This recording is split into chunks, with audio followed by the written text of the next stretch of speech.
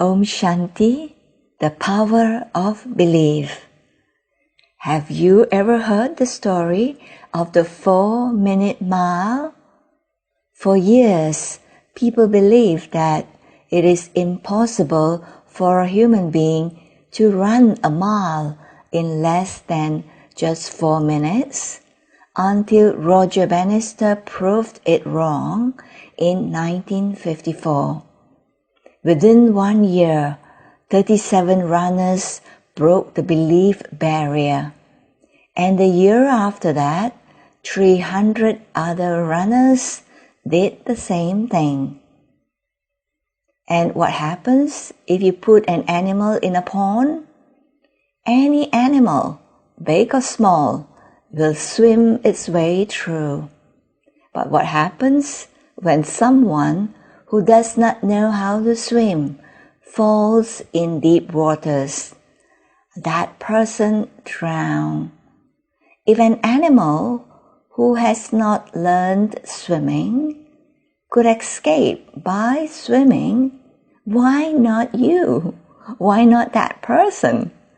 Because you believe you will drown, while the animal does not believe in that. And have you used a computer? Any computer with a keyboard or typewriter? You have used it, right? You have used a computer, keyboard, or a typewriter.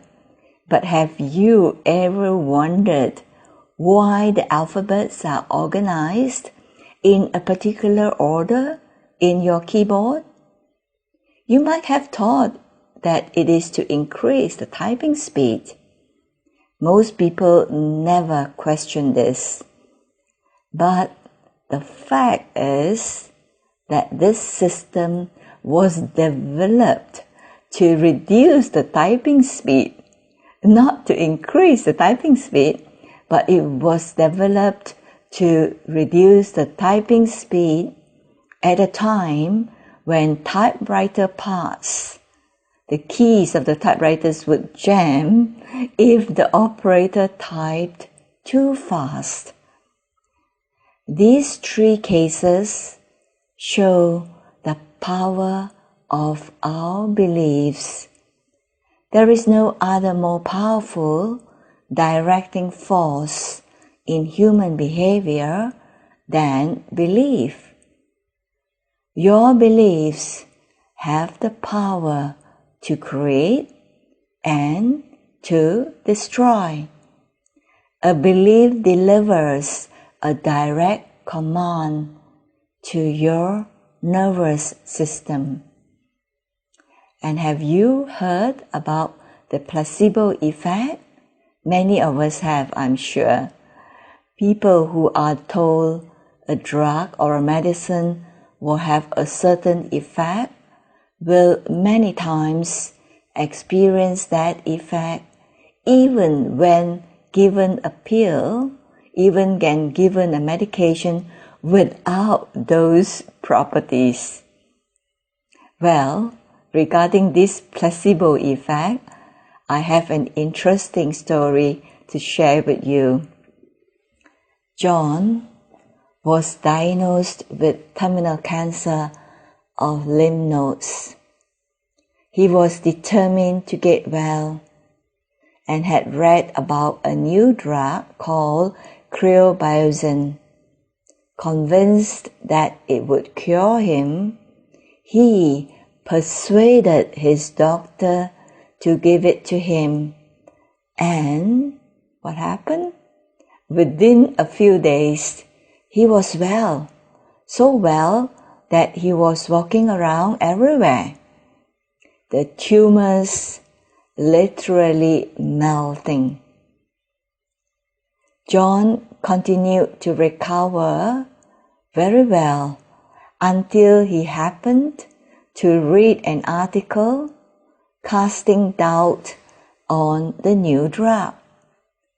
His confidence undermined, he relapsed and ended up back in the hospital. His well-intentioned doctor, his good doctor, told him that that batch of drugs he had been given was substandard, and a new improved formula was being sent to him. The doctor just gave him distilled water. Without telling him, of course, he just gave him that, and within a couple of days, John was again making a full recovery. He was getting well, so well. He was the very picture of health until he read another article that the American Medical Association had declared the drug useless, not effective in the treatment of cancer. And what happened to John? John was dead. He died within 2 days.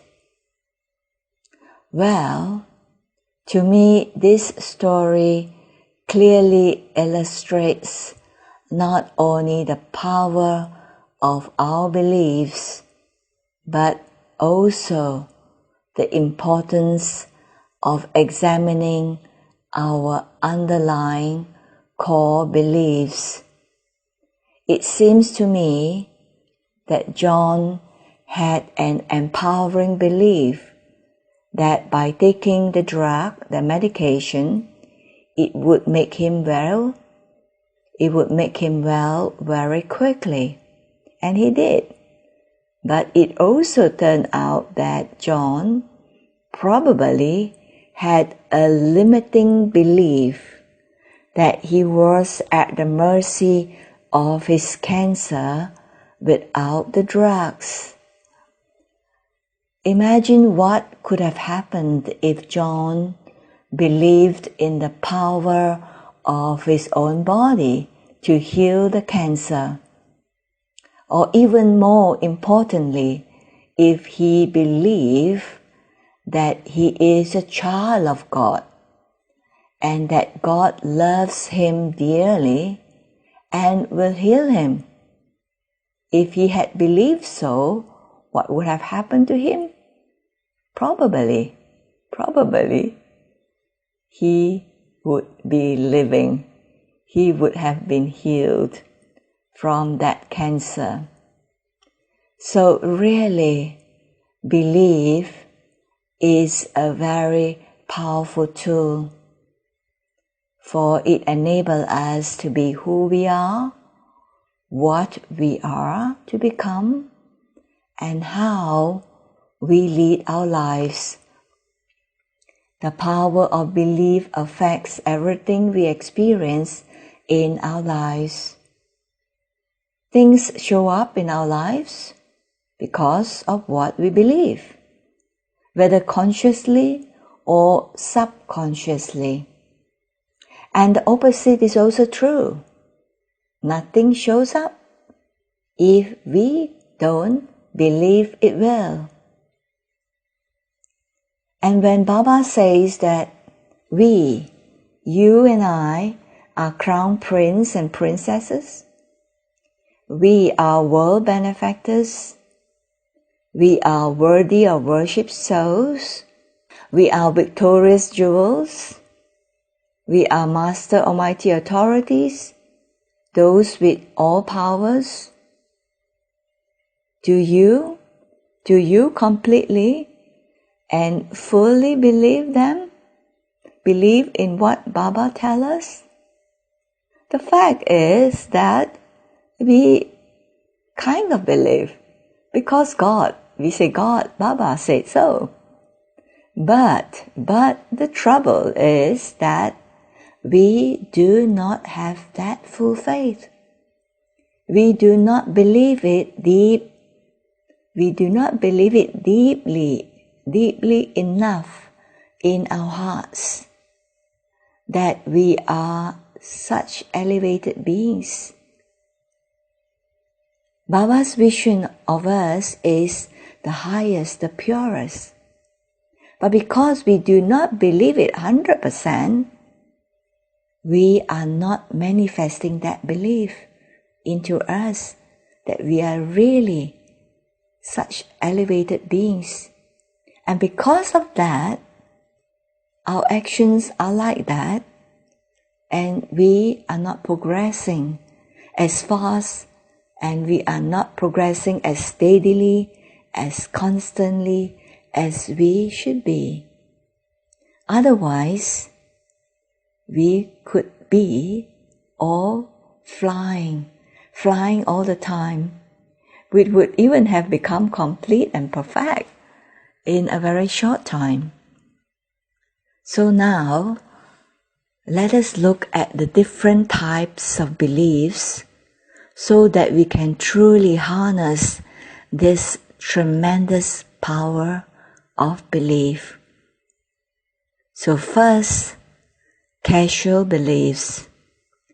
Well, these are everyday practical beliefs that don't really matter much, even if we get them wrong, such as I believe it will rain tomorrow, or I believe expensive shampoo is better than cheap ones.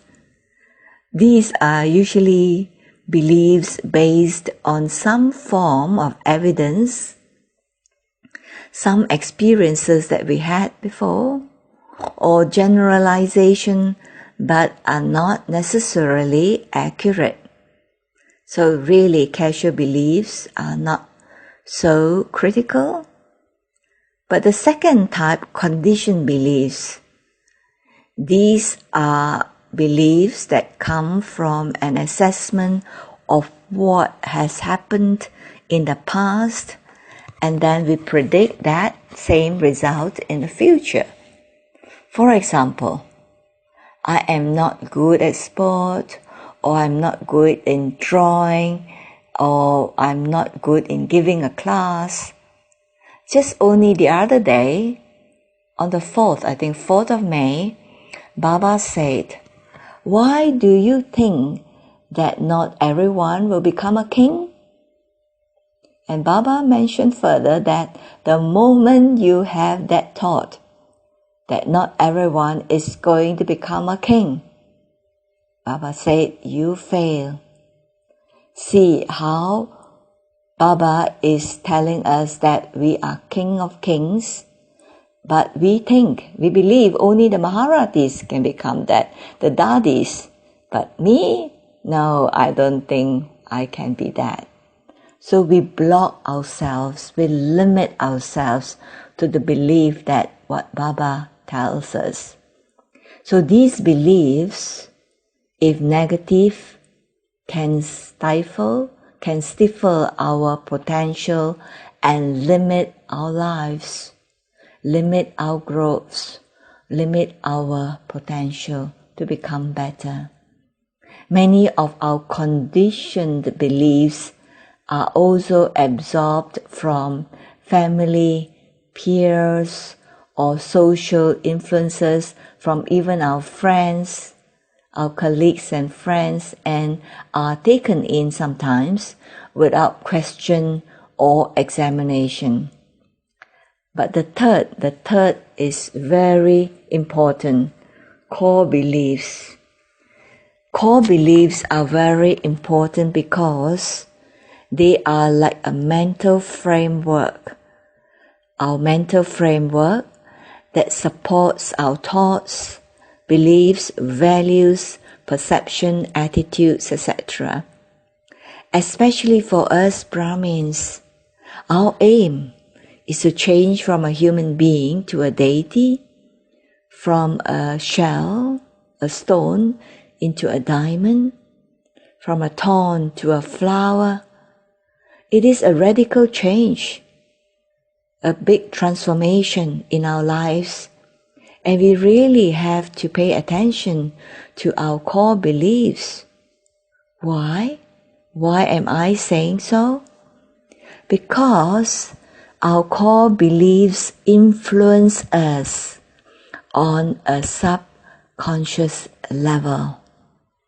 Core beliefs influence us on a subconscious level. We may have a powerful core belief that influences our behavior and reactions without even being aware of it.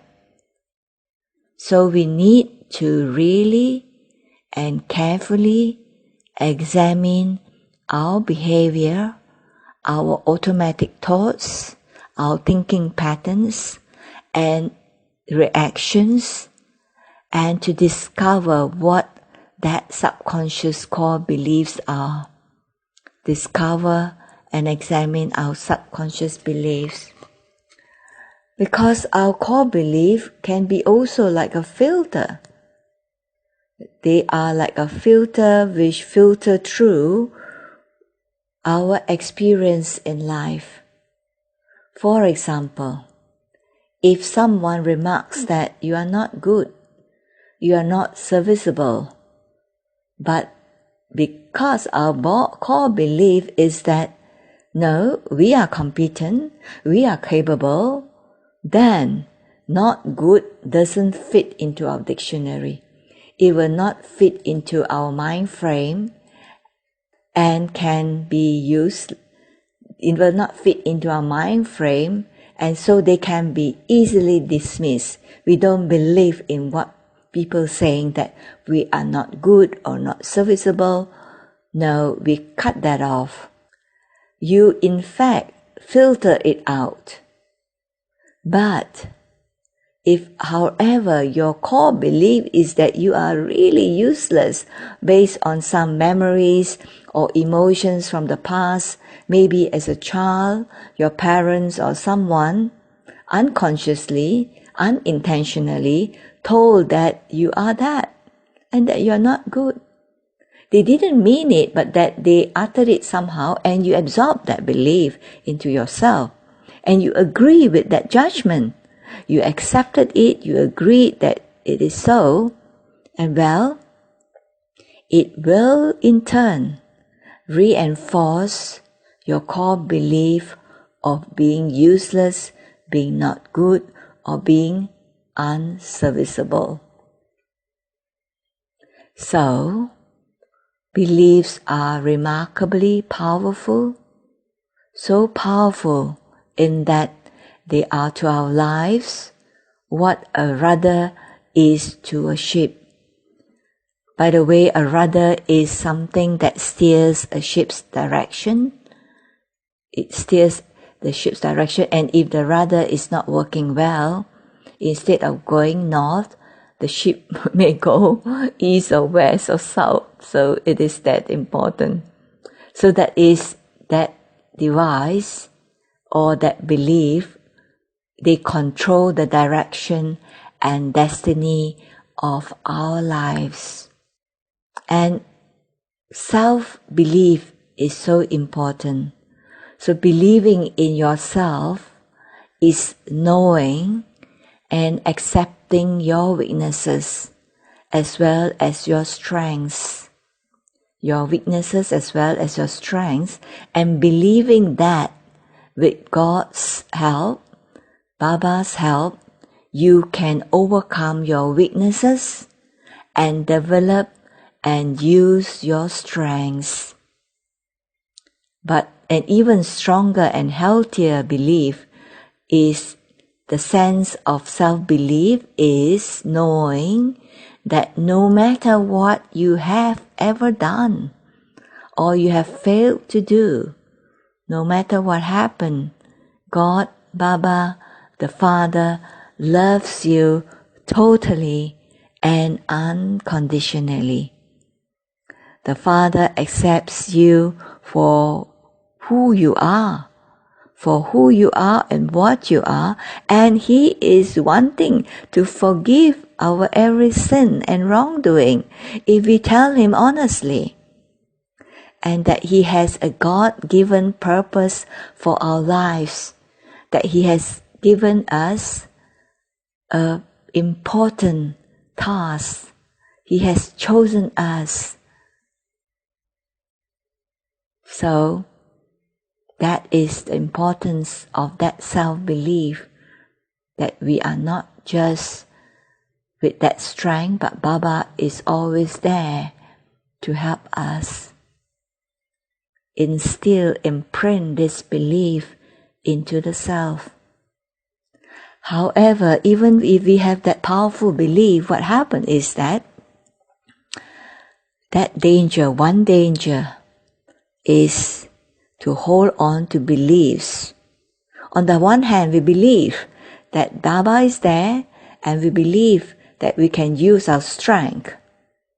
But on the other hand, we also hold on to beliefs we like. Beliefs we like, and then we can't let go of those we don't like. More for convenience rather than thoughtful choice. And sometimes due to our own slackness or our carelessness or even laziness. That is, we choose those beliefs that don't threaten us. It is like something that not really that important, that make a big difference, but it is there. And because of that belief, we continue to make mistakes in our lives. Little things. And so it threatens us in the long run. It will not enable us to progress. And consequently, what happens is, instead of us controlling those beliefs, we allow them to control us. We allow those little things that are not really, if you don't pay careful attention to, they begin to control us. So secondly, that is one thing, we follow those beliefs which are not strong, which are not good, we still believe in that.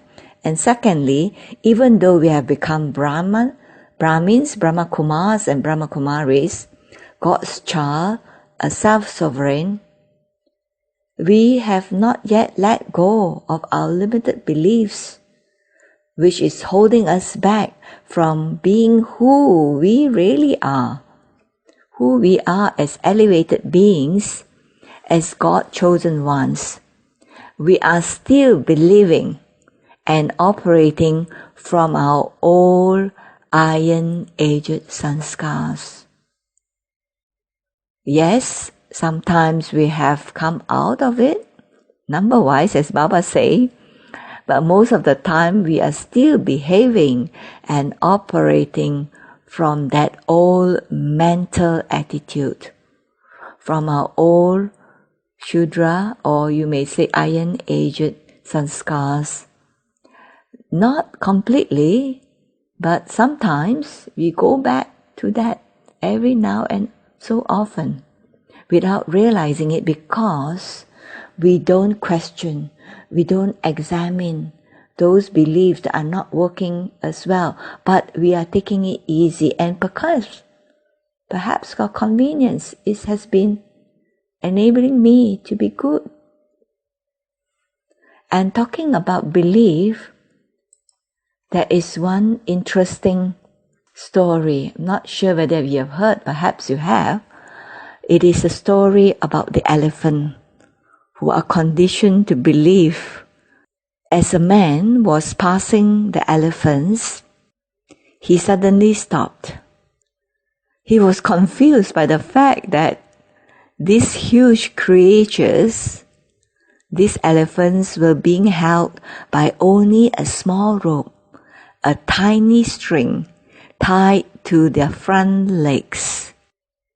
No chains, no cages. It was obvious that the elephants could, at any time, break away from their bonds, those tiny ropes. But for some reason, they did not. They stayed where they are. And so this man who saw this scene, he was wondering what happened. And then he saw a trainer nearby, the elephant's trainer, and he asked him why these animals just stood there and made no attempt to get away. The trainer said, well, When they were very young and much smaller, they were baby elephants.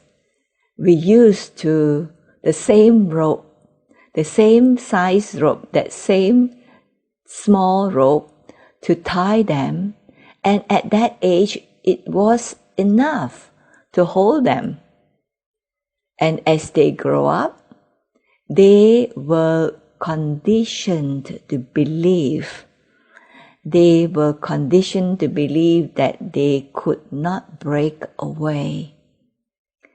They believed the rope could still hold them.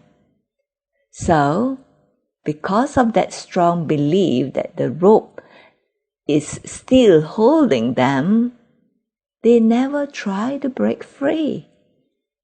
They just stood there. They never tried even. The man was amazed.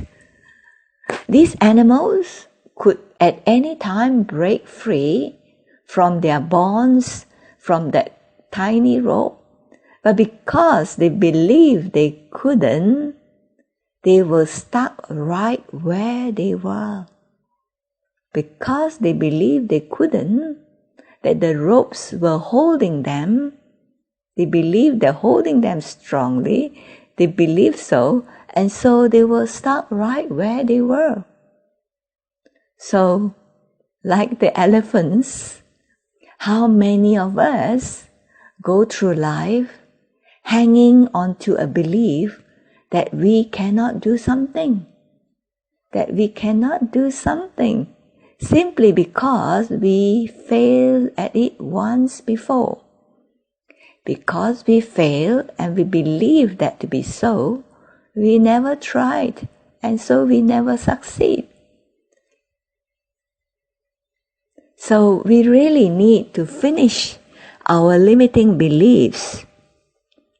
Like, for example, just examples, it may not be true, okay? We need to finish those limiting beliefs like, my body is not well at all. I'm feeling very bad. I won't get up for Amrit Vela. I don't think so. Because even if I get up, I may not have powerful Amrit Vela. But just think, a mother who is not so well, but her little child is hungry and crying for milk, what do you think? She will get up, will she not? She will get up and get milk for her crying child. She would. But then, for us, we would not get up because we believe that if we get up, it will do more harm to our body, we will even get more sick, and that also we will not have powerful Amrit Vela. Or that another limiting belief that because people say that we need at least 6 to 7 hours, and also you have read somewhere in some health articles that my body really needs 6 to 7 hours of sleep a day. And last night I worked so hard, I worked so late, it was almost midnight, and I'm really so tired, and so I will not get up for Amrit Vela. I will just stay in bed for Amrit Vela. What happened? Will it be able to really have good Amrit Vela? So this kind of limited beliefs will give margin for Maya to attack us. I repeat, this kind of limited beliefs will give margin for Maya to attack us.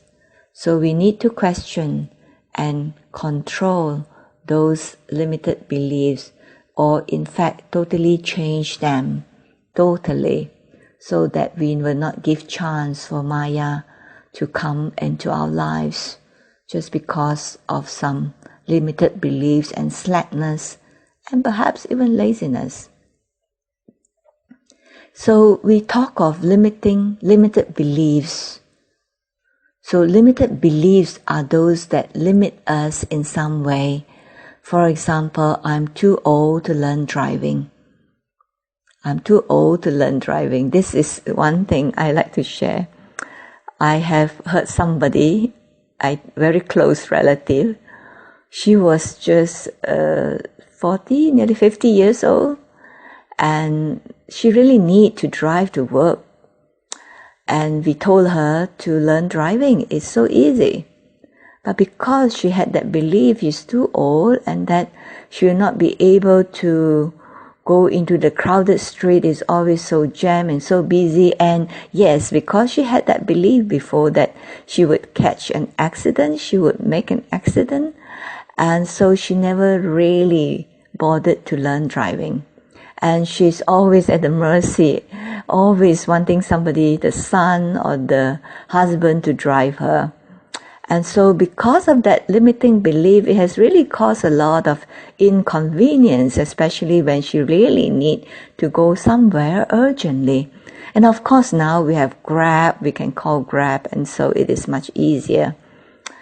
But then that's still how convenient it is if we know how to drive. And not that she doesn't have car, they have 2, 3, 4 cars in the house, which she could use.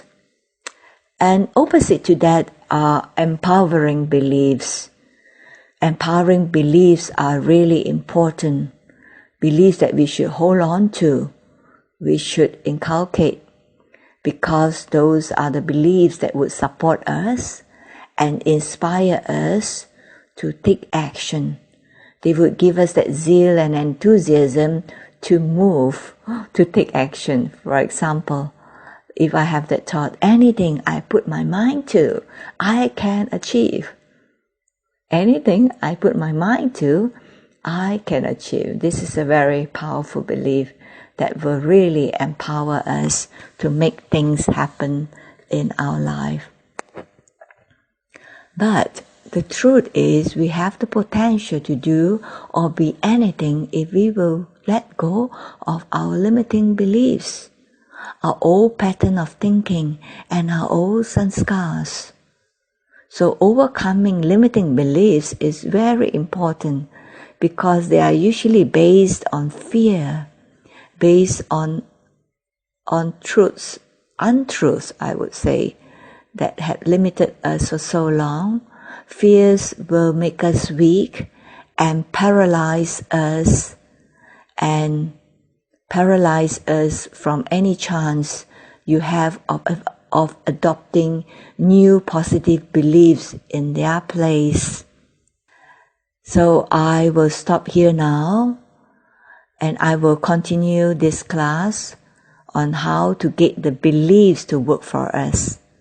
We have heard a lot about these casual beliefs and all those different types of belief, but how to make those beliefs work for us, to make it work in our favor, and how to change our beliefs.